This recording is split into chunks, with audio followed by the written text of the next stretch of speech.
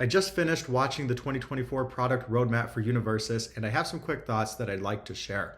The biggest news I thought of the video was that Critical Role is joining the game as a new IP as a Challenger series releasing in March of 2024. Now, full disclosure, I have not watched Critical Role. I am not a big Dungeons and Dragons player, but I think this is a really cool addition. I think it's going to bring in a lot of new players. I know my wife watched, I believe she watched Vox Machina. I think that's how you pronounce it.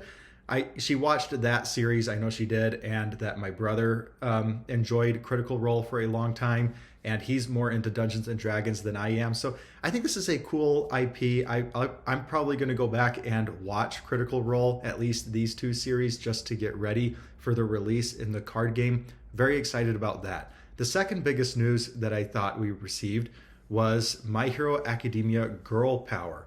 So they are going to be focusing set 7 entirely on the female characters, at least is what it sounds like. This is kind of surprising to me because I thought that Jetburn was pretty female focused. We got Jiro 2, we got another Asui, we had Ochako and Toga Clash decks, we got Mirko, Mount Lady, Ryukyu. So I thought we already had a pretty female focused set, but Girl Power releasing as set 7, maybe we'll get a Lady Nagant character, a Nana Shimura character, maybe another Jiro, another Momo. You know, both Momo 1 and Jiro 1 will rotate when Yu Yu Hakusho gets released in February, so it would be nice to get more of those characters. So I'm really looking forward to that My Hero Academia set. And then the last major news we received is that we are not just getting one Attack on Titan booster set next year, we are getting 2 Attack on Titan booster sets. And if that's not enough, we're getting an Attack on Titan Challenger series. So while the first half of next year is going to be all over the place in terms of IPs, the second half of the year definitely seems to be focused on Attack on Titan. And I think that is both a good thing and a bad thing. Now, Attack on Titan to me is one of my favorite animes of all time. It's not my favorite. I think that'll always be Haikyuu, but it is one of my favorite animes of all time. I'm very, very excited for Attack on Titan to be joining. I think it's really cool that it's going to be a manga-focused set and not necessarily an anime-focused set. However, I also really like where the direction of UVS Games is taking Universus in terms of all of these different IPs joining into the game. I mean, if we just look at the first 6 months of next year, we're going to have Yu Yu Hakusho, Cowboy Bebop, Trigun Stampede, My Hero Academia, Critical Role, Godzilla, all in the first 6 months. That's 1, 2, 3, 4, 5, 6 different IPs coming into the game. And then the second half of the year, you know, if we just draw a line like right here, the second half of the year is just going to be Attack on Titan with a My Hero Academia Challenger series. So while I love Attack on Titan, I also love the idea of Universus bringing in all of these IPs together. And I feel like this roadmap, I wish that the second half of 2024 had more different IPs. Now, of course, we don't know what the last Challenger deck or series will be. It'll probably be a new IP. I imagine at the beginning of 2025, we're going to see a lot more IPs come into the game. I don't think Universus is going to stick with Attack on Titan being the main focus for longer than a year or so. So 2025, we're probably going to expand and branch out a lot more again. But I wish that the Challenger series, you know, I would really be excited about this roadmap if these 2 Challenger series were something else, something off the wall. Like Godzilla was totally unexpected. Critical Role, I did not see coming. But I wish we got like Gundam, Ninja Turtles.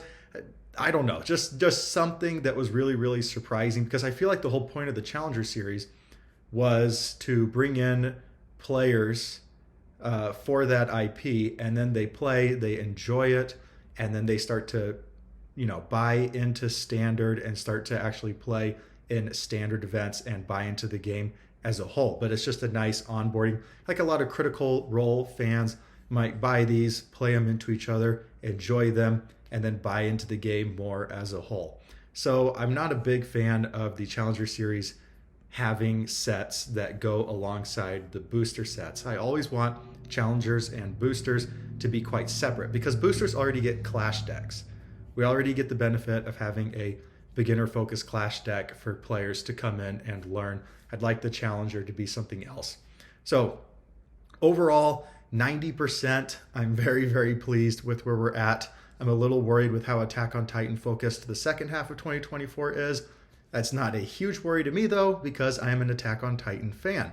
But for all the players who are not Attack on Titan fans, I really believe that 2025, they're probably going to expand a lot more. It'll just be like 4 or 5 months of a AOT focus. My last thought before I close this video out is about organized play. We did not get an organized play announcement. This was a product roadmap, not an organized play roadmap. I imagine that announcement will be coming very, very soon.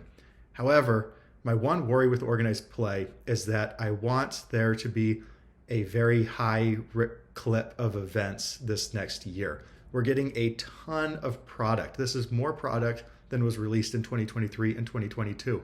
Both these last 2 years, we had 3 booster sets. Now we're going up to 4 booster sets.